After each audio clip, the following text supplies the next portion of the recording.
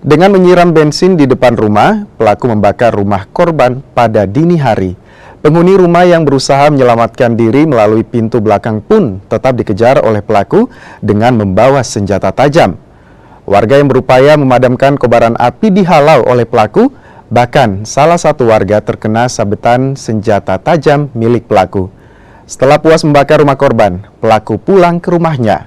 Polisi yang mendapat laporan langsung menangkap pelaku di rumahnya.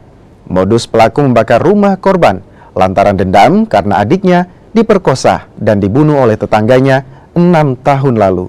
Terjadi dugaan tindak pidana pembakaran rumah di Desa Liatogo, Kecamatan Wanyuwangi Selatan, Kabupaten Wakatobi.